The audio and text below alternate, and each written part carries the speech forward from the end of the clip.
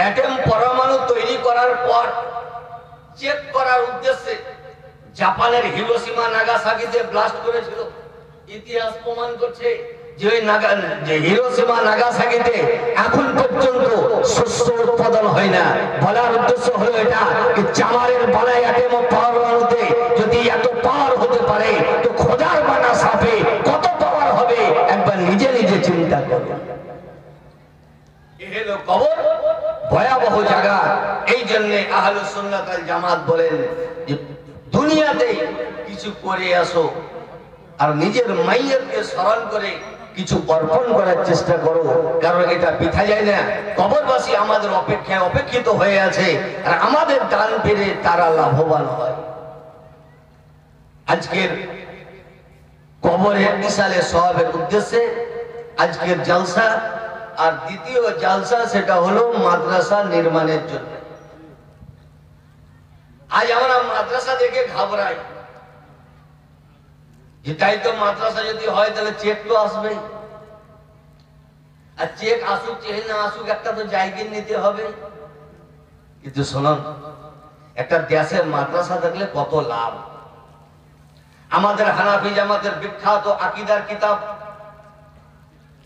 যার নাম শারহে আকাইদে নাসাফি, প্রত্যেক উঁচু মাদ্রাসায় পড়ানো হয়।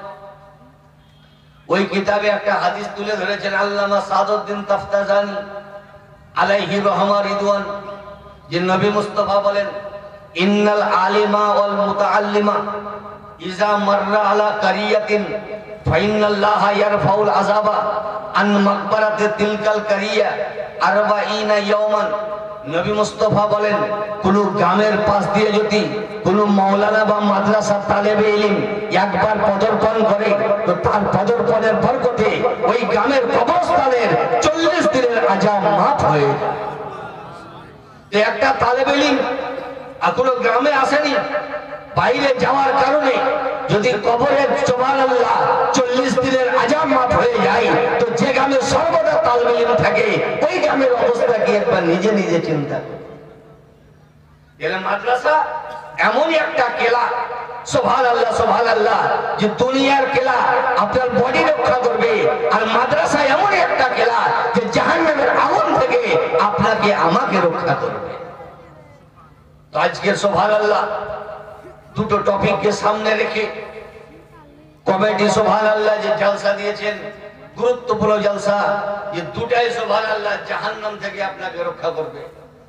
এই সালে সব অ্যাডভান্স সুবহানাল্লাহ নাকি কবরে পাঠিয়ে দেওয়া হবে, আর মাদ্রাসা সুবহানাল্লাহ যতদিন তালেবে ইলম থাকবে ওলামায়ে কেরাম মাদ্রাসায় সুবহানাল্লাহ শিক্ষা প্রদান করবেন। নবী মুস্তাফা বলেন ইনাদের বরকতে কবরের আযাব হালকা হয়ে যাবে। তাহলে বলুন, একটা মাদ্রাসা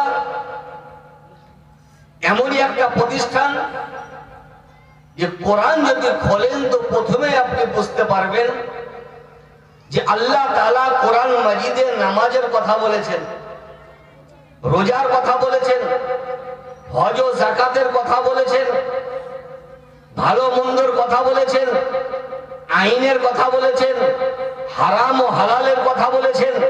কিন্তু সর্বপ্রথম গারে হিরাতে নবীর উপরে যে আয়াত নাজিল হলো সেটা অন্য কিছু নয়, নামাজের ব্যাপারে নয়, রোজার ব্যাপারে নয়, হজ ও যাকাতের ব্যাপারে নয়। নবীর উপরে আয়াত নাজিল হচ্ছে ইকরা বিসমি রাব্বিকাল্লাযী খালাক খালাকাল ইনসানা মিন আলাক ইকরা ওয়া রাব্বুকাল আকরাম আল্লাযী আল্লামা বিল কালাম আল্লামাল ইনসানা মা লাম ইয়ালাম। হে নবী মুস্তাফা, আপনি শিখুন, আর শিখার পর সারা বিশ্বকে সুবহানাল্লাহ ধর্মীয় জ্ঞানে আপনি জ্ঞানী করুন।